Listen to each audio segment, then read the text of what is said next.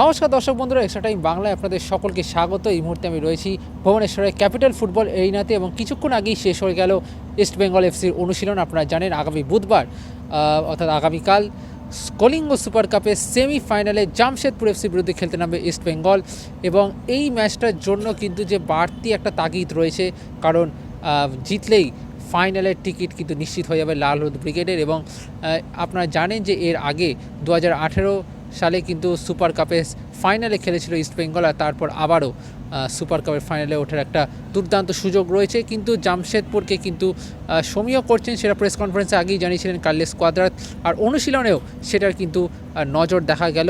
আজকে অনুশীলন 7:30 শুরু হওয়ার কথা থাকলেও কিন্তু কিছুটা কয়েকটি কারণে দেরি হয়। প্রথমত আজকে ভারত বনাম সিরিয়ার এশিয়ান কাপের ম্যাচটা দেখে, পুরো ম্যাচ দেখে কিন্তু ইস্ট বেঙ্গল দল তারা অনুশীলনে আসে, ফলে তার জন্য একটু দেরি হয়।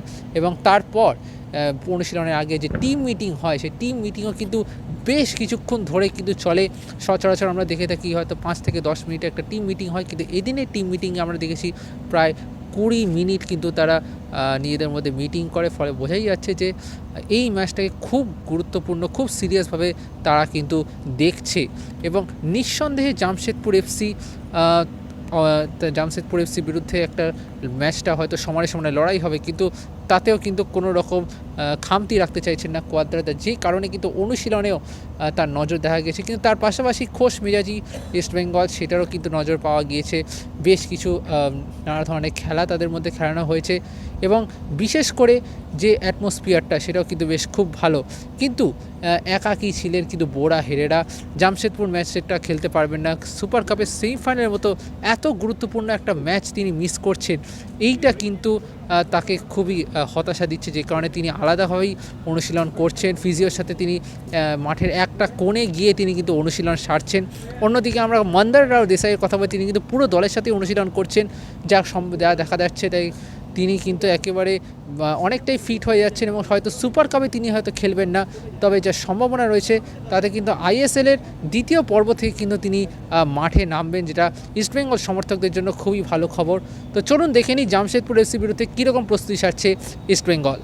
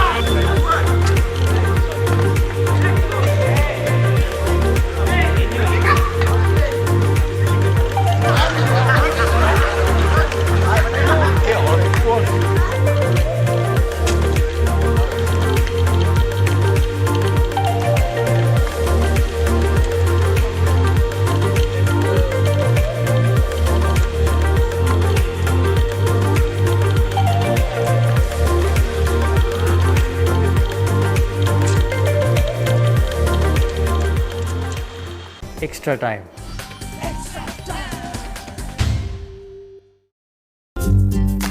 লেটেস্ট নিউজ আর এক্সক্লুসিভ ভিডিওর সঙ্গে আপডেট থাকতে এখনই সাবস্ক্রাইব করুন আমাদের ইউটিউব চ্যানেল। বেল আইকনে ক্লিক করতে ভুলবেন না যেন।